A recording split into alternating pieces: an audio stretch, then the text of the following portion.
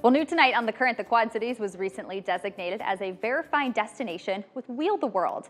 And Visit Quad Cities is continuing to push for more accessibility and inclusion for travelers. There's a special event where you can learn all about it later this week.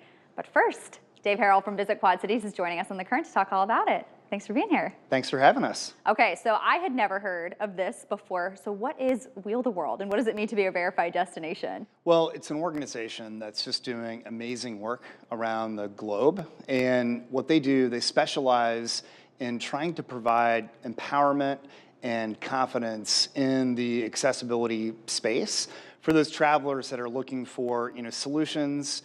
They want that trust. And so our organization has been working with Wheel the World for about a year and a half. And now these things are starting to come to fruition as we want to tackle accessible tourism in our market. Nice. So what does it mean for the Quad Cities to be a verified destination? How did you guys qualify, I guess? Well, what we did, we're trying to show intentionality in and around welcoming the world to the Quad Cities, right? And that means everybody. And so inclusivity is important, but this is a huge market that we can try to tackle.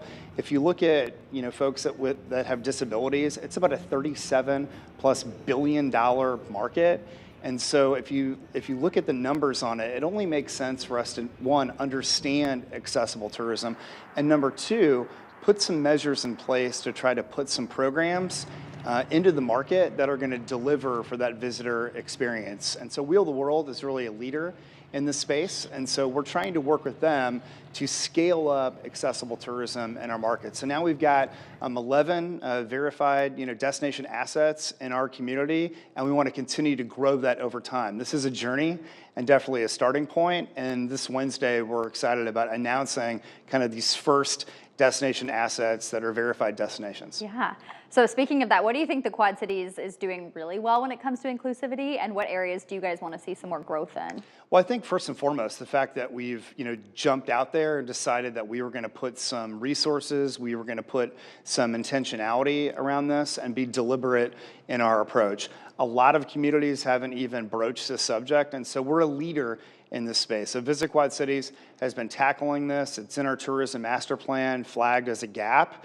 And so we were just recognized in the state of Iowa for leading this conversation. We're really proud about that. And again, I think what's important to note is this is something that you're never going to fix and it's going to be perfect. Mm-hmm. You have to understand the gaps. You got to figure out a way to address them. And then you got to put the right, I think things into motion that are going to make you a more accessible destination for travelers that hopefully are going to have the resources that they need and the information to be equipped when they are coming into the Quad Cities. Right. Well, accessibility is such a big topic. We talk about it all the time and why it's important. But why, when it comes to tourism, is it so important? Well, again, it's not only about just inclusivity and welcoming everybody here. It's a huge market.